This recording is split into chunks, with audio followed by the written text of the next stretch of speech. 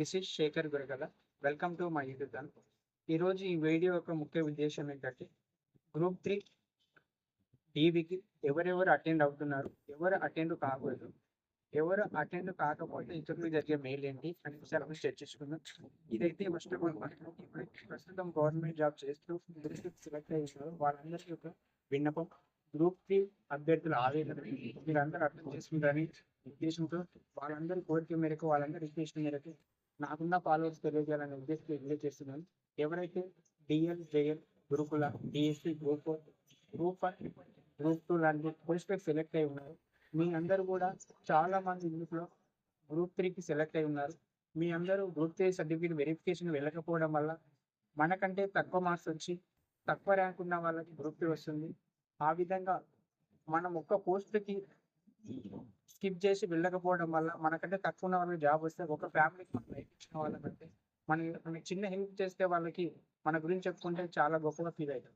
అలాంటిది మనము ఒక గ్రూప్ 3కి అటెండ్ కాకుండా వేరే వాళ్ళకు ఛాయిస్ ఇచ్చి ఒక ఉద్యోగం ఇచ్చిన వాళ్ళమైతే వాళ్ళ జీవితాంతం మనకు రుణపడి ఉంటారు. అలా కాకుండా స్వార్థం కూడా ఆలోచించి మనకు ఒక 3-4 జాబ్లు వచ్చినట్టు చెప్పుకోవాలన్న ఉద్దేశంతో గ్రూప్ 3కి డీవీ కూడా అటెండ్ అయ్యి ఇతరులకు ఆ జాబ్ మనం మళ్ళీ అటెండ్ అయిన తర్వాత మన ఆ పోస్ట్కి వెళ్ళకపోతే బ్యాక్లాగ్ పడిపోయిన తర్వాత న్యూస్ పేపర్లో మిగిలిపోయిన తప్పిస్తే మన వల్ల ఉపయోగం ఉంటుంది.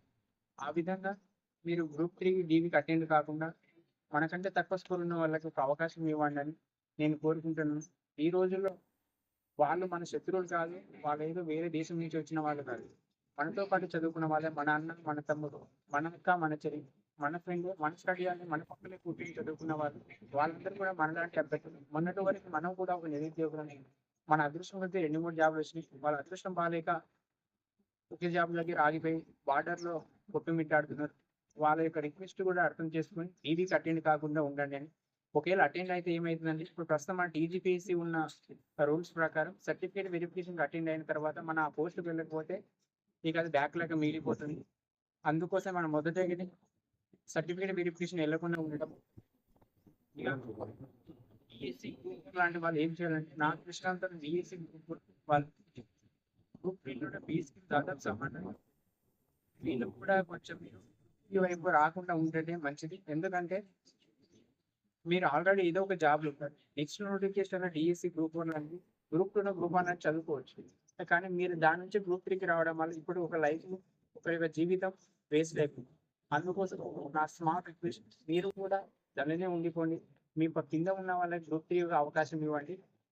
ఇదిలా ఉంటే గ్రూప్ 3 వాళ్ళు ఏం చేయాలి, 1:3లో ఉన్న వాళ్ళని నా రిక్వెస్ట్ ఏంటంటే ఇప్పుడు ఎవరైతే గ్రూప్ 2 అపాయింట్మెంట్ ఆర్డర్ కోసం బాగా తీవ్రంగా ప్రయత్నాలు చేస్తున్నారో వాళ్ళకి పూర్తి సహకారం అందించండి. ఎందుకంటే మా గ్రూప్ 2 బ్యాచ్ వాళ్ళు కూడా సర్టెన్ పరిస్థితుల్లో మళ్ళీ ఏమైనా అవుతుందేమో అనే ఉద్దేశంతో డీవీకి అటెండ్ కావాలని ఆలోచిస్తారు. వాళ్ళు డీవీకి అటెండ్ కాకపోతే ఏం చేయాలంటే గ్రూప్ 2 వాళ్ళకి గ్రూప్ 3 ఆస్పిరెంట్స్ ఎవరైతే అభ్యర్థులు ఉన్నారో వాళ్ళు డాక్యుమెంట్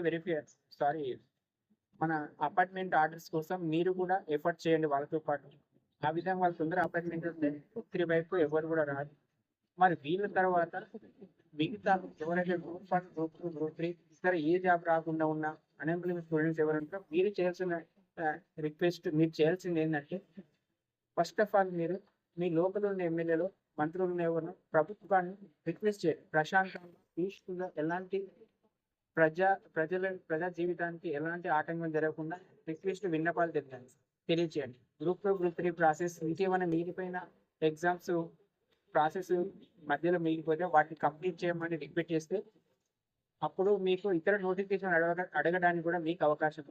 మీరు అలా రిక్వెస్ట్ చేయలేదనుకో గవర్నమెంట్ కూడా మీరు ఎప్పుడన్నా డిమాండ్ చేసినప్పుడు నోటిఫికేషన్స్ కోసం ఇంకా ప్రాసెస్ నడుస్తుంది కదా, మేము ఇప్పుడు ఏం చేయలేమని. కాబట్టి అన్ఎంప్లాయ్డ్ స్టూడెంట్స్ ఎవరైతే ఉన్నారో వాళ్ళు కూడా ఈ అపాయింట్మెంట్ ఆర్డర్స్ తొందరగా వచ్చే విధంగా సహాయం చేయాలని కోరుకుంటున్నాను. Thank you everyone. ఈ వీడియో ప్రతి ఒక్కరు చూసి మీ మిత్రులు కూడా షేర్ చేయండి. ప్రతి ఒక్కరూ తప్పకుండా పాటిస్తారని కోరుకుంటున్నాను. Thank you.